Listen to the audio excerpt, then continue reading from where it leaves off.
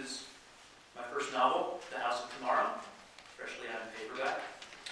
And I'm better with a script. So, here's my script. Anyone who knows me knows that self-promotion isn't really my thing. If I have one fault in this life, it's probably that I'm too humble, too modest, too concerned about others.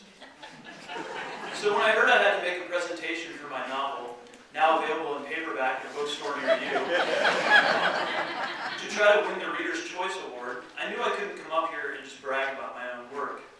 The good reviews, the awards, the joy and will to live that's provided to countless readers in this great state.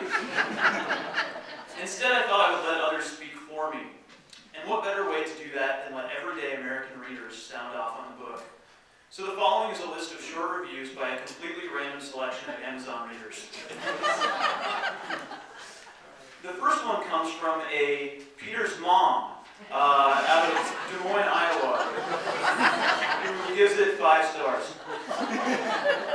It reads, Peter Bognanni is simply a genius. I knew it from his early success with toilet training and when he put together a Lego castle without the instruction booklet when he was 7 years old. But it was finally confirmed with his astounding first novel, The House of Tomorrow. Although there's a little too much swearing in the book for my taste, and it would not have killed him to have worn a nicer shirt in his author photo, I'm pretty sure this book is going to win a Nobel Prize.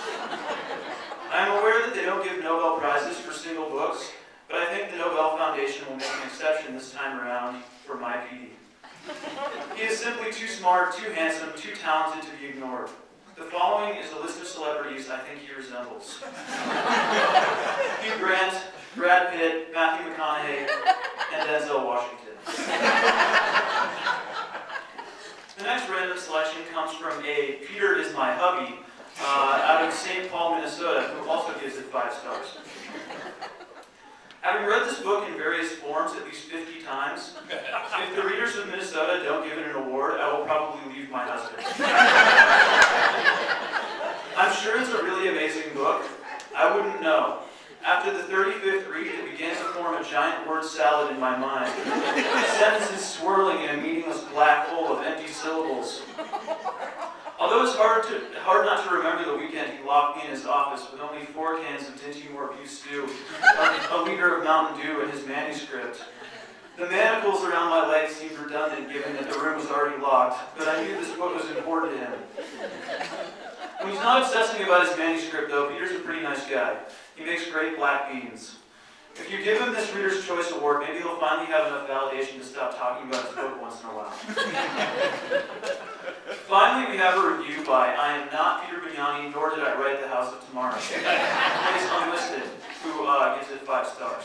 It reads, although I am not Peter Bognanni, nor did I write this book, The House of Tomorrow, a winning look at friendship, the cathartic power of music, and the oddly enlightening philosophy of Buckminster Fuller, I feel as if I did write it.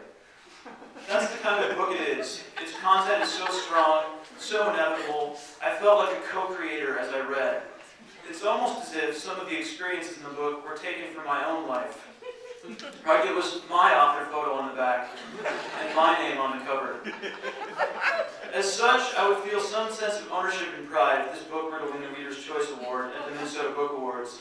Even though it's not my book, I think I might be able to live vicariously through the hometown boost that Peter would receive. Peter is not a desperate man. He's not the type to beg for your vote, but I am. And I am now begging you to give him this honor. I think it would do wonders for his self-esteem. He would walk a little taller, try a little harder, and he might even consider sending $5 to everyone who comes forward as a voter. In the end, though, this award is about a local readership, and if Peter was a more sincere man, he would probably tell you that the support he's gotten from the Twin Cities during the release of this book has been unbelievable. The local bookstores, colleges, and above all the readers have been way too good to him.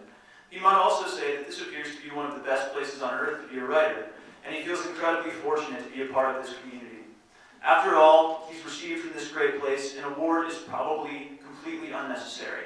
But still, I think you might add, it couldn't hurt anything. Thank you.